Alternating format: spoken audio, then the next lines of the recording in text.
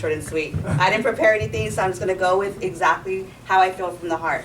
I met Chris. He was already hired on to, into our science department when I started over at Roosevelt High School. I too am a rookie like Chris is over at the campus. It was my first year as well. When I met Chris, definitely when you say he jumps in and goes at it, he really does.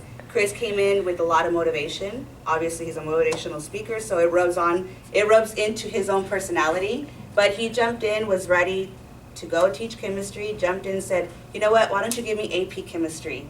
I want to teach AP chemistry. Shortly after that, we gave him that opportunity.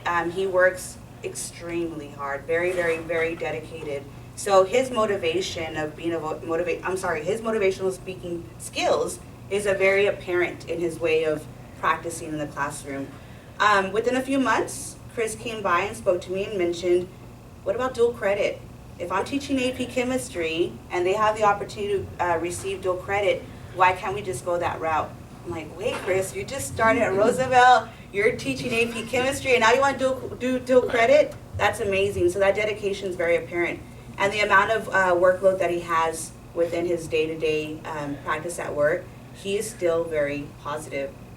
Don't see the stress on him. He can be running around from one room to the next, knowing that he has 100 things on his to-do list. But while he's doing it with great spirit, great energy, and is a positive person to be around. So as I mentioned that, shortly after that, he came by and he mentioned something to me. He's like, you need to Google Chris Tophy. I said, oh, really, do I? He's like, yes, you do need to Google that. So I Googled it with him by my side, and up comes the actual website. At no point did I know that he was a motivational speaker. So I was looking at the website, and I'm reading, and I'm like, Chris? Chris? He's like, yes. And I'm like, Chris? Wow, congratulations. I didn't know you did this. And so it was quite an admiration when he came by and he said, I'm getting my book published.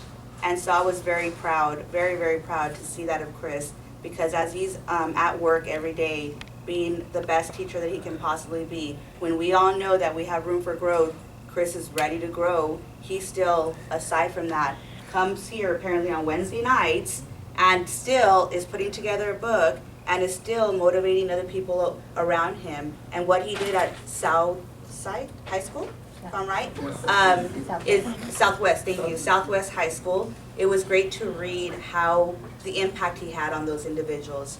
So to get to the book, I haven't had a chance to finish reading the book, but I do have to say that the chapters that I have read personally has redirected me in my own thinking. I'm a very religious, strong faith individual, and I know that I have a good vision, but it helped me refocus my lens and the lens that I look through, and these principles, I mean, they're amazing principles. He's absolutely right in his book. Everybody has their own success and their own path to success, and along the way, you're gonna have a lot of barriers, a lot of obstacles, but these principles are principles that anybody can just do on their day-to-day life. I agree with what Mr. Villanueva mentioned. It's it's perfect for all ages. I'm still very young, so I have a long life ahead of me, but if it's gonna prolong my lifespan, I mean, it's great. It's great to read this book and the few chapters that I read, and to know that somebody within our campus has this great mindset. But I congratulate you, Chris, and I encourage everyone to read that book. It's phenomenal. Congratulations.